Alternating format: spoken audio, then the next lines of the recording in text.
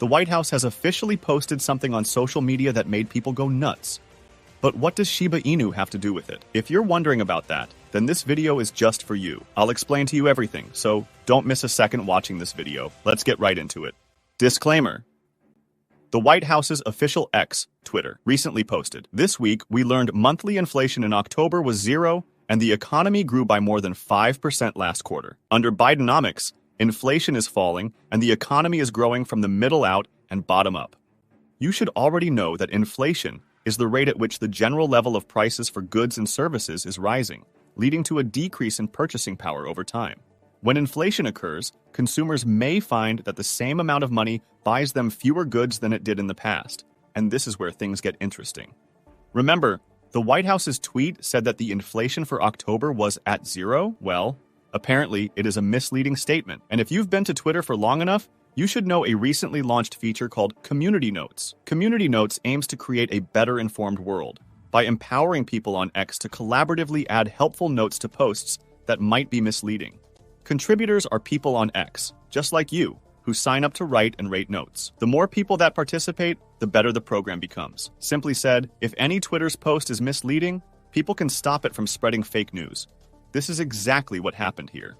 Post is referring to the PCE index percent change from the preceding month. PCE stands for Personal Consumption Expenditures. It's a way of measuring how much people spend on goods and services in a given period, which helps economists and policymakers understand the overall level of economic activity. Imagine you have some money, and you decide to buy things like clothes, food, or gadgets. The total amount you spend on these items represents your personal consumption expenditures. Now, if we look at this spending not just for one person, but for many people in the country, we get an idea of how much everyone is contributing to the economy by buying things. So when you hear about PCE in the news or in economics class, it's basically talking about how much people, in general, are spending on stuff, and it's a way for experts to figure out how well the economy is doing.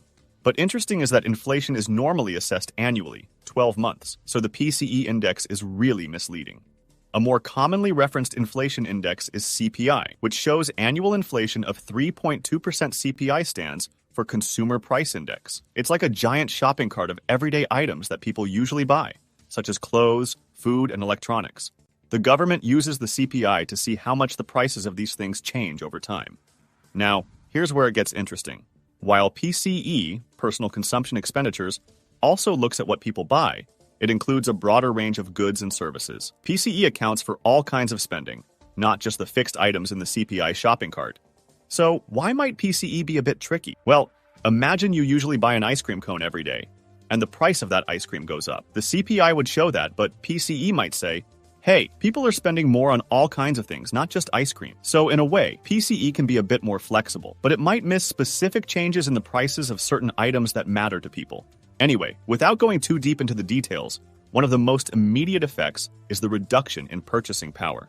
As prices rise, consumers may need more money to maintain their previous standard of living. This, in turn, affects decisions related to spending, saving, and investing. When a government needs money, it can increase the amount of money in circulation. Sometimes it is being done by simply printing money out of thin air, but it is often done electronically rather than physically printing more bills. When there is more money available, people tend to spend more. If the production of goods and services doesn't keep up with this increased spending, prices can go up, leading to inflation. So, in simple terms, creating more money without a corresponding increase in goods and services can contribute to inflation. That's exactly where cryptocurrencies, for example, Shiba Inu, come into play. Cryptocurrencies, such as Bitcoin or Shiba Inu, operate on decentralized blockchain technology and are not directly controlled by any government or central authority. The decentralized nature of cryptocurrencies means they operate independently of central banks, potentially providing a form of financial autonomy in times of economic uncertainty. Users can have confidence that the protocol's rules won't change arbitrarily, reducing concerns about central authorities manipulating the money supply for economic or political reasons. Conversely, the value of cryptocurrencies, including Shiba Inu, can also be influenced by broader economic conditions, including inflation. Market sentiment, regulatory developments, and macroeconomic trends can impact cryptocurrency prices. Some people see cryptocurrencies like Bitcoin or Shiba Inu as a hedge against inflation because they have a fixed supply, preventing sudden increases in currency that could devalue it. The fixed supply of cryptocurrencies contrasts with traditional currencies like the US dollar, which can be printed in large quantities by central banks, potentially leading to inflationary pressures. But you might be wondering, out of all cryptocurrencies, why am I talking about Shiba Inu specifically? I mean, it would make much more sense if I was talking about Bitcoin, since it is the largest cryptocurrency out there, but why Shiba Inu specifically? The answer might blow your mind. In the case of Bitcoin, for example, the total supply is capped at 21 million coins. This scarcity is hard-coded into the protocol and is intended to mimic the scarcity of precious metals like gold. Shiba Inu, like Bitcoin, also exhibits a deflationary aspect due to its tokenomics and supply mechanism. Shiba Inu was launched on the Ethereum blockchain with the supply of 1 quadrillion tokens. The day Shiba Inu coin was created, 50% of its supply was sent to Vitalik Buterin's wallet, Ethereum founder. Don't forget that Ethereum is the second largest cryptocurrency with a huge market cap and adoption.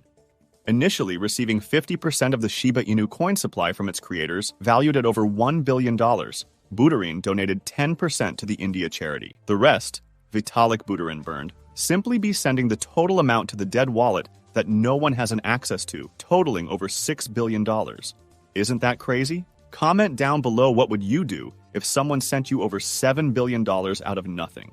Many praised Buterin's graceful handling of the situation. The Shiba Inu team hailed the incident as historic. But anyway, this burn feature the Shiba Inu has among its fixed supply makes Shiba Inu coin different from any other. For example, SHIBASWAP, the decentralized exchange associated with Shiba Inu, includes mechanisms like liquidity event rewards and token burns. This process is designed to contribute to a deflationary effect, reducing the circulating supply over time. Additionally, recently launched shibarium, as promised by the developers, contributes to the burn of Shiba Inu tokens. The capped supply and token burning mechanisms are intended to create scarcity, potentially leading to an increase in the value of each Shiba Inu token over time, especially if demand remains or grows. The deflationary characteristics of Shiba Inu can be seen as a hedge against the risks of inflation associated with traditional fiat currencies. In times of economic uncertainty or inflationary pressures, some investors may turn to assets like Shiba Inu as a store of value. However, it's crucial to recognize that Shiba Inu, like any cryptocurrency, is subject to market dynamics, sentiment shifts, and regulatory developments. The deflationary features also bring challenges, such as potential liquidity issues and the need for widespread adoption for its use as a medium of exchange. As with any investment, individuals considering Shiba Inu or similar cryptocurrencies should carefully evaluate the associated risks and market conditions. But if people recognize Shiba Inu coin as a way to hold their money instead of keeping them in the US dollars, this is where the real money comes from. This is the way Shiba Inu will get to the top of the cryptocurrencies, making a substantial return on investment. So there you have it. What do you think? Are you bullish on Shiba Inu? Comment down below. I'd be eager to read your opinion. And with that, we come to the end of the video. Thank you for watching. If you enjoyed the video, please leave a like and subscribe to the channel if you haven't already. Share this video with your friends. It helps with the channel a lot.